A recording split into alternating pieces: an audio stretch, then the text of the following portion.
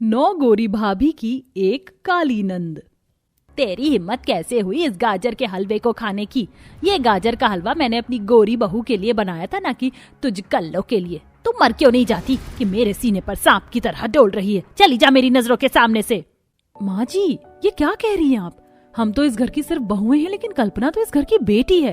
आप क्यों उसके साथ ऐसा बर्ताव करती हैं? आखिरकार क्यों लता अपनी बेटी कल्पना से इतनी नफरत करती थी? क्या इसके पीछे कारण कल्पना का काला रंग था या कुछ और? इसे जानने के लिए हमें कहानी में थोड़ा पीछे जाना होगा। ड्राइवर, ये सारे गिफ्ट ले जाकर गाड़ी में रख दो, मैं अभी थोड़ी देर में आ रही हूँ। ठीक है मैडम जी। लता शॉल ओढ़कर जा रही लगती है कि तभी कल्पना आती है। माँ देखो, आज मैंने बिल्कुल अपने रंग के हिसाब से कपड़े पहने हैं और हल्का हल्का मेकअप भी कर लिया है। अब मैं इतनी ज्यादा काली नहीं लग रही हूँ। मैं भी आपके साथ शादी में चल सकती हूँ ना? तेरा दिमाग तो खराब नहीं हो गया? तूने सोच भी कैसे लिया कि मैं तुझ जैसी काली कलूटन को अपने साथ शादी में ले जाकर सबके सामने अपनी बेइज्जती करवाऊंगी? कल्पना के काले रंग के चलते लता ने आज तक कभी भी अपनी ही बेटी पर ममता नहीं लुटाई थी। हमेशा उसके काले रंग को लेकर उसे ताने देती थी। ये लड़कियां कितनी सुंदर हैं, रंग में कितना गोरा है। इनकी फोटो मैं साइड रख लेती हूँ। आप भैया के लिए लड़कियां पसंद कर रही हो ना? ये देखो, ये लड़की भी कितनी सुंदर है, इसके नैन नक्श कितने प्यारे हैं। तूने मुझे बेवकूफ समझ रखा है? काली बेटी क्या कम थी जो अब काली बहू लेकर आऊं? मैं अपने 9 बेटों के लिए 9 गोरी सुंदर बहू लेकर आऊंगी, समझी तू? लता बिल्कुल ऐसे ही करती है और अपने 9 बेटों के लिए 9 सुंदर गोरी लड़कियों को पसंद करती है। और आखिरकार इकलौती काली नंद की 9 गोरी भाभियां आ ही जाती हैं। कितनी गोरी गोरी बहुएं दी हैं भगवान ने मुझे। अब तो मेरे आने वाले वंशज भी बिल्कुल गोरे चिट्टे ही पैदा होंगे। कहीं तुम लोगों को मेरी नजर ना लग जाए। आ जाओ, तुम सबको एक एक काला टीका लगा देती हूँ। लता अपनी बहू का गृह प्रवेश करने के साथ साथ उन्हें काला टीका भी लगा लेती है।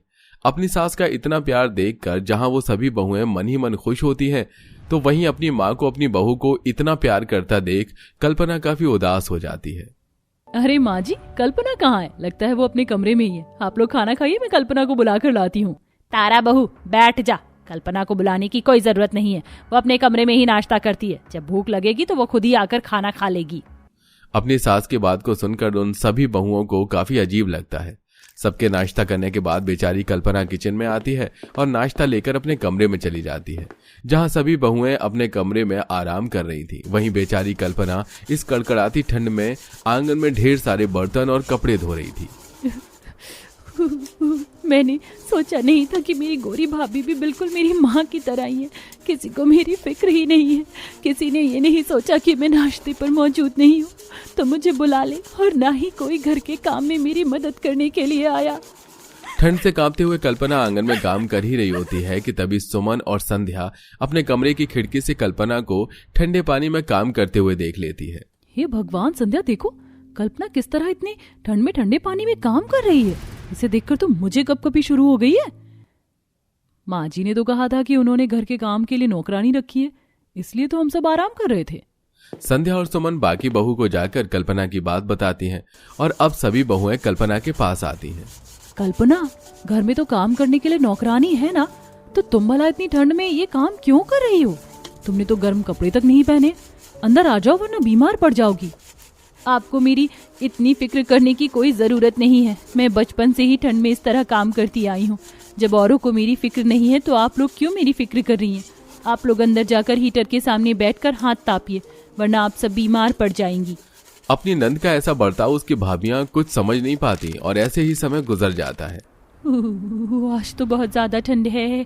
ठंडे पानी में काम करके हाथ पैर भी बिल्कुल सुन्न पड़ गए हैं। एक काम करती हूँ, माँ के कमरे में जाकर थोड़ी देर हीटर चलाकर सामने बैठ जाती हूँ। कल्पना अपनी माँ के कमरे में हीटर लगाकर बैठ जाती है। तभी वहाँ लता आती है। कितनी बार कहा है तुझे कि मेरे हीटर से दूर रहा कर। अपने काले हाथों से मेरे सामान को हाथ लगाने की कोई जरूरत नहीं है। और हाँ, अपनी भाभियों से भी दूर रहा कर, नहीं तेरी संगत में रहकर वो भी काली हो गई तो। लता एक बार फिर अपनी बेटी के काले रंग की वजह से उसे ताने दे रही होती है, लेकिन इस बार ये सब एकता कमरे के बाहर से सुन लेती है और जाकर सभी बहुओं को बताती है। ऐसे ही कुछ दिन गुजर जाते हैं। लता अपनी बहुओं के लिए आज देसी घी में गाजर का हलवा बनाती है और डाइनिंग टेबल पर रख देती है। तभी कल्पना गाजर का हलवे की खुशबू से डाइनिंग टेबल के पास आती है और एक कटोरी में निकालकर खाने लगती है। तभी लता अपनी बहुओं के साथ वहां आ जाती है और कल्पना को गाजर का हलवा खाते देखने पर उस पर भड़कने लगती है।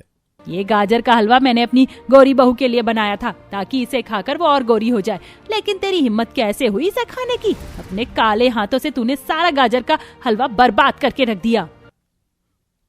बस करिए माँ जी, क्या आपने ये काला गोरा लगा कर रखा है? क्या कल्पना को आपने 9 महीने अपनी कोख में नहीं रखा? और किसने कहा आपसे कि हमें गाजर का हलवा खाकर गोरे हो जाएंगे? मुझे तो समझ नहीं आता कि आप पढ़ी लिखी हैं कि फिर भी ऐसी बातें कर रही हैं। कितनी दकियानूसी सोच है आपकी।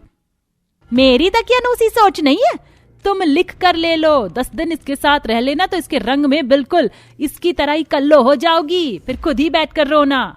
कल्पना रोते हुए अपने कमरे में जाती है और ऐसे ही 2 दिन गुजर जाते हैं। आज कल्पना की 9 गोरी भाभियां उसके कमरे में अचानक आती हैं। भाभी आप यहाँ, कुछ काम था क्या? लेकिन मैंने तो घर का सारा काम खत्म कर दिया। काम था लेकिन घर का नहीं। चलो आज हम सब शॉपिंग पर चलते हैं। क्या शॉपिंग पर? लेकिन भाभी मैं कभी शॉपिंग पर नहीं गई, माँ बहुत गुस्सा करेंगी। कोई गुस्सा नहीं करेगा, चलो अब तुम जल्दी से तैयार हो जाओ। 9 गोरी भाभियां अपनी इकलौती काली नंद को शॉपिंग के लिए एक बड़े से मॉल में ले जाती हैं और उसे ढेर सारे गर्म कपड़े दिलाती हैं। पहली बार इस ठंड के मौसम में गर्म कपड़े पहन कल्पना को बहुत सुकून सा मिलता है। मैंने तो सोचा भी नहीं था कि मैं भी ठंड में गर्म कपड़े पहन सकती हूँ, लेकिन आज आप लोगों की बदौलत मुझे गर्म कपड़े पहनने को नसीब हुए। मैं आप लोगों को कितना गलत समझती थी, मुझे माफ कर दीजिएगा। अपनी नंद को इतना खुश देख सभी भाभियां काफी खुश होती हैं। इसी के साथ सभी कल्पना के लिए एक नया हीटर भी ले लेती है।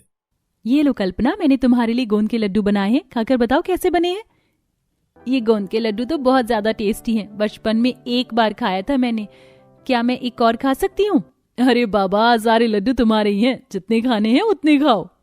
कल्पना का ख्याल रखने के साथ साथ उसकी सभी भाभियां अब घर के सारे काम में उसकी मदद करवाती। काली बेटी और 9 गोरी बहू के बीच में इतना प्यार देखकर लता मन ही मन जलने लगती है।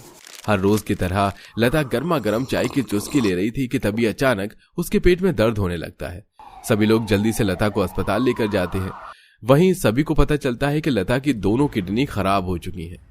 डॉक्टर साहब, हमारी किडनी लेनी चाहिए, लेकिन हमारी माँ जी को बचा लीजिए। डॉक्टर सभी को किडनी टेस्ट करता है, लेकिन सिर्फ कल्पना की ही किडनी उसके मां से मैच होती है। अपनी मां के इतने अत्याचार करने के बावजूद भी कल्पना अपने जीवन के बारे में न सोच अपनी एक किडनी मां को डोनेट कर देती है। ऑपरेशन के बाद जैसे ही लता को होश आता है, डॉक्टर साहब, जिसने मुझे किडनी दी वो कौन है? और हाँ, वो गोरा तो है ना? आपने मुझे किसी काले इंसान की तो किडनी नहीं लगाई ना कि मैं काली हो गई तो? कल्पना की इतनी बड़ी कुर्बानी पर अपनी सास का ये सवाल सुन अब सभी बहुओं से बर्दाश्त नहीं होता। क्या इतनी छोटी सोच है आपकी? थो है ऐसी सोच पर। आप जानती हैं आपको किडनी किसने दी? आपकी बेटी कल्पना ने। उसके सामने अभी उसकी पूरी जिंदगी थी, लेकिन उसने अपने बारे में एक बार भी नहीं सोचा और अपनी किडनी आपको दे दी। पर आपको किडनी नहीं देती ना तो अभी तक आप भगवान को प्यारी हो जाती। किसी के रंग को लेकर इंसान की सोच इतनी कैसे गिर सकती है, मुझे तो यकीन नहीं हो रहा है। जिस बेटी पर आपने हमेशा अत्याचार किए, जिसे परेशान किया, आज वही बेटी ने अपने बारे में ना सोचकर अपनी माँ की जान बचाई, और आपको किसी गोरे इंसान की किडनी चाहिए थी।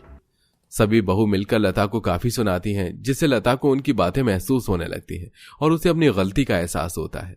लता जैसे अस्पताल से डिस्चार्ज होकर घर आती है, कल्पना बहू, मुझे माफ कर दे। मैं किस मुंह से तुझसे माफी मांगू? तू तो देवी है, मगर तू ना होती तो कब का मैं भगवान को प्यारी हो जाती। अपनी माँ को माफ कर दे मुझे, मैंने तेरे साथ बहुत गलत किया। ये तो सिर्फ एक किडनी थी, अगर डॉक्टर दिल भी बोलते ना तो भी मैं आपको दे देती माँ। मुझे बस आप अपना लीजिए, मुझे माँ का प्यार चाहिए और कुछ नहीं। लता कल्पना को अपने सीने से लगा लेती है और आखिरकार अपनी सास को अपने नंद को अपनाता देख सभी बहुएं काफी खुश होती हैं, जिसके बाद अब लता अपनी बहू और बेटियों को बिल्कुल एक समान प्यार करती है। शीतल काफी मोटी थी और वो छोटी सी रसोई में काफी मुसीबत से खाना बना रही थी। ये छोटी सी रसोई है, यहाँ तो मेरा दम घुट रहा है, ऊपर से अभी डब्बा भी उतारना है। शीतल जैसे ही हाथ बढ़ाकर ऊपर से डिब्बा उतारती है कि शीतल के ऊपर बाकी के डिब्बे भी गिर जाते हैं। भगवान, ये रसोई है या चूहे का पिंजरा? यहाँ कोई कैसे खड़ा होकर खाना बना सकता है? किसी को बोलूंगी तो सब मुझे मोटा बोलकर बात दबा देंगे। बोलना ही बेकार है। शीतल रसोई में खाना बनाते हुए क्यों इतना कोस रही थी, और यह माचिस के डिब्बे जैसी रसोई आखिर क्यों थी? छोटी सी रसोई के बारे में जानने के लिए कहानी को थोड़ा पीछे लेकर चलते हैं। शीतल की नई नई शादी होती है और वो अपने ससुराल आई होती है। शीतल अपने कमरे में बैठी काफी खुश होती है। अब आखिरकार मैं अपने मायके में जो मैंने परेशानी सही थी ना अपनी रसोई में, अब वो मुझे अपने ससुराल में नहीं सहनी पड़ेगी। इतनी छोटी रसोई थी, कुछ खाना बनाने को मिलता ही नहीं था, लेकिन यहाँ पर इतनी बड़ी रसोई है, फैलकर आराम से खाना बनाऊंगी। छोटी रसोई में मुश्किल से खाना बनाती थी। शीतल परेशान होकर अपनी माँ से कहती है, माँ ये क्या है? ये रसोई हम ठीक क्यों नहीं करवा रहे हैं? छोटी रसोई है, यहाँ पर खड़ा होना भी कितना मुश्किल होता है। मेरी बात क्यों नहीं समझ रहे हो आप? अरे तू हर बात में इतनी चिढ़ती क्यों है? हमारे हाथ में थोड़ी ना है रसोई को बड़ा करवाना। माँ हमारे ही हाथ में है। अरे जब घर हमारा है, रसोई हमारी है, तो ये सब भी तो हमारे ही हाथ में है ना। हाँ तू तो कहीं की महारानी लग रही है ना कि तूने बोल दिया और तुरंत वो काम हो जाएगा। अरे इन सब कामों के लिए पैसे लगते हैं और अभी तो हमारे पास पैसे नहीं है। तेरी शादी भी तो करनी है। अपने ससुराल जाकर बोलना कि ये करवाओ वो करवाओ, तेरे ससुराल वाले करेंगे। हाँ हाँ बिल्कुल, ससुराल में तो बोलूंगी। वैसे इतनी छोटी रसोई है, यहाँ पर कुछ भी करना कितना मुश्किल है, ये आप कैसे ही समझोगे। चलो अब कल मेरी पहली रसोई की रस्म है, बहुत ही स्वादिष्ट खाना बनाऊंगी। वैसे भी मुझे खाना बनाना पसंद है। यहाँ पर बड़ी रसोई है, आराम से फैल कर खाना बनाऊंगी। शीतल अगली सुबह तैयार होकर बैठी थी कि तभी वहां शीतल की नंद आती है। आज मेरी पहली रसोई की रस्म है ना, तो मैं जल्दी उठकर तैयार हो गई। आज मैं सबके लिए खाना बनाऊंगी। बहुत अच्छी बात है। वैसे माँ ने मुझे आपके कमरे में ही भेजा था कि आपको रसोई दिखा दूं। आपको पता नहीं होगा ना, तो चले भाभी। ऋतु अपनी भाभी को लेकर रसोई में जाती है। शीतल जैसे ही रसोई में घुसती है कि ऋतु अंदर नहीं जा पाती। भाभी ये रसोई आपके लिए ही बनी है। आप रसोई में गई और बाकी पूरी जगह गिर गई। किसी दूसरे के लिए तो जगह ही नहीं बची है। ये रसोई कुछ ज्यादा ही छोटी नहीं है? नहीं नहीं भाभी, कहाँ आपको छोटी लग रही है? हम भी तो इसी में खाना बनाते हैं। अच्छा आप आराम से यहाँ खाना बना लो, मैं जा रही हूँ अपने कमरे में। ऋतु बोलकर वहां से चली जाती है और शीतल रसोई में खीर बनाने लगती है। मैंने सोचा था इतनी बड़ी रसोई होगी ये, लेकिन ये तो माचिस के डब्बे जैसी रसोई है। अब इसमें चावल कहाँ से निकालें और दूध कहाँ रखा होगा? शीतल को अपनी छोटी रसोई में काफी दिक्कत हो रही थी। शीतल जैसे ही सबके लिए खीर लेकर आती है कि तभी शीतल के हाथ में दीवार लग जाती है। आह हे भगवान, ये कितनी ज्यादा छोटी है। मैं बस मुड़ी ही हूँ कि ये मेरे हाथ में दीवार लग गई। इतना छोटा तो बाथरूम भी नहीं होता है, जितनी छोटी ये रसोई है। हर रोज छोटी रसोई में खाना बनाना शीतल के लिए बहुत मुश्किल होता जाता है। चलो चावल तो बन गए, अब जल्दी से रोटी बना लेती हूँ। लेकिन रोटी बनाऊं कहाँ? यहाँ तो जगह ही नहीं है रोटी बेलने की। तभी उसका पति मोहित उसे आवाज लगाता है, अरे शीतल, जरा मेरे लिए आज रायता भी बना देना। वो क्या है ना, मुझे रायता बहुत अच्छा लगता है। ये क्या है? वैसे भी रसोई इतनी छोटी है, रसोई में खड़े होकर खाना बनाना मुश्किल होता है। और अगर 56 भोग बता दोगे तो वो बनाने में मेरी तो जान ही निकल जाएगी। शीतल तुम भी ना इतना नाटक क्यों करती हो? अरे रसोई छोटी नहीं है, तुम कुछ ज्यादा मोटी हो। मेरी माँ ने भी इस रसोई में खाना बनाया है और मेरी बहन ने भी इस रसोई में ही खाना बनाया है। उन्हें तो कभी कोई रसोई में तकलीफ नहीं हुई। हाँ हाँ मैं ही मोटी हूँ, आप लोगों को तो कभी मेरा दुख नजर ही नहीं आएगा। कोई बात नहीं, बना दूंगी रायता। शीतल सारा खाना बनाकर सबको खाना परोसती है। अरे बहू, ये क्या है? तूने सलाद क्यों नहीं काटा? माँ जी, मैंने जो भी बनाया वही खा लो, सलाद क्यों कटवाना? आज दिमाग से निकल गया, अगली बार से ध्यान रखूंगी। नहीं नहीं बहू, हमारे घर में ऐसा नहीं होता है। अगली बार से ध्यान तब रहेगा जब इस बार तुझे दोबारा करने के लिए तकलीफ होगी। जा जल्दी से सलाद काट दे। शीतल को दोबारा उस छोटी रसोई में जाना पड़ता है। सलाद काट दे। अरे रसोई को कटवा दो और इसको बड़ी बनवाओ। हद होती है, कितनी छोटी रसोई है, कोई समझने को तैयार ही नहीं। शीतल जैसे तैसे अपना काम कर लेती है। कुछ दिनों बाद मालती अपनी बहू से कहती है, अरे बहू, वो क्या है ना, आज कुछ अच्छा खाने का मन कर रहा है, तो एक काम कर, सब्जी पूरी, हलवा और 1-2 आइटम और बना ले खाने के। माँ जी, खाना तो मैं बना लूंगी, लेकिन आप रसोई थोड़ी बड़ी करवा दो ना। बहुत ज्यादा छोटी रसोई है। आपको नहीं पता, लेकिन इस रसोई में खड़ा होना भी मुश्किल होता है। बहू, तेरे नाप की ही तरह रसोई है और तू ही सबसे ज्यादा नखरे दिखा रही है। अरे बिल्कुल सही रसोई है। अच्छा अब ज्यादा बहाने मत बना और काम कर ले। शीतल मुंह बनाते हुए रसोई में जाती है और खाना बनाने लगती है। शीतल ऊपर से डिब्बा उतारती है कि सब डिब्बे उस पर गिर जाते हैं। भगवान बचा लो, अब क्या बच्चे की जान लोगे। चलो मैंने सब्जी चढ़ा दी, सब्जी पक रही है, खीर भी पक रही है, अब आटा लगाना है। यहाँ पर तो लगेगा नहीं आटा, एक काम करती हूँ बाहर जाकर लगाती हूँ। शीतल बड़ी सी थाली में आटा लेकर रसोई से बाहर आटा लगाने लगती है। ये देखकर मालती और रितु वहां आते हैं। भाभी ये क्या कर रही हैं आप? अरे रसोई क्या छोटी पड़ गई? अरे हाँ हाँ, आप तो मोटी हो ना, तो आपके लिए रसोई छोटी ही पड़ेगी।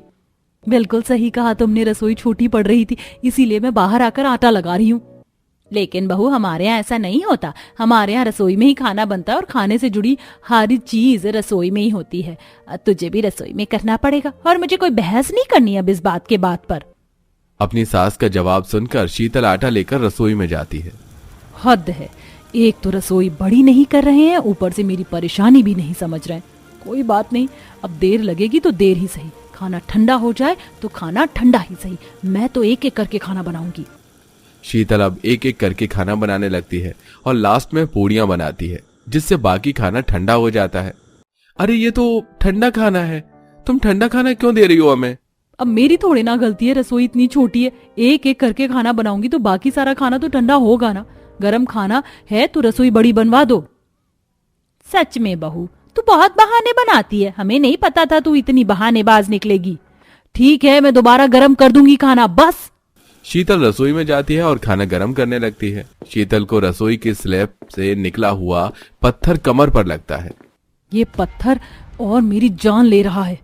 कितनी बार बोला है कि पत्थर ठीक करवा दे, लेकिन कोई सुनता ही नहीं है। शीतल दर्द में खाना गरम करके लाती है और सबको देते हुए कहती है, रसोई को ठीक करवा दीजिए, छोटी रसोई है, इसमें हर रोज मुझे कहीं ना कहीं चोट लगती रहती है। आप लोग प्लीज मेरी बात मान जाइए ना। तुम ना सच में अब बहुत कर रही हो, इतनी भी छोटी नहीं है। अरे अगर सच में छोटी होती तो बाकी लोगों को भी तो परेशानी होती ना। पहले तो किसी ने नहीं कहा, तुम आए हो, तुम्हें दिक्कत हो रही है, हर ऐसी बातों पर ध्यान मत दो। शीतल को छोटी रसोई में काफी हद से दिक्कत हुई थी। शीतल की कमर में दर्द हो जाता है। एक तो खड़े खड़े सब काम करना, मेरी तो कमर ही दर्द हो गई है। शीतल अपनी कमर पकड़ती है और चूल्हे में से बर्तन उतार रही होती है कि तभी उसका हाथ जल जाता है। भगवान, मेरी तो किस्मत में रसोई कुंडली मार के बैठ गई है। मायके में भी रसोई से ही दिक्कत थी और ससुराल में भी।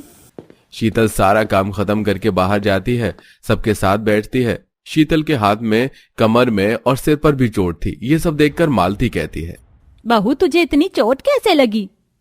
रसोई इतनी छोटी है, अब मैं कुछ बोलूंगी तो आप सब लोग बोलोगे कि मैं मोटी हूँ, लेकिन मैं मोटी नहीं हूँ, रसोई छोटी है। बहू मुझे माफ कर दे, रसोई छोटी तो है, लेकिन तुझे इतनी ज्यादा परेशानी होगी ये हमें नहीं पता था। हम इसे ही बड़ी करवा देंगे, वो भी तेरे हिसाब से। कहीं आप मजाक तो नहीं कर रही हो? नहीं मजाक नहीं है, तुम्हें सच में इतनी चोट लग रही है तो क्या ही फायदा। शीतल को इतनी परेशानी में देखकर सबको अपनी गलती का एहसास होता है और फिर शीतल के हिसाब से ही किचन बड़ी करवा देते हैं।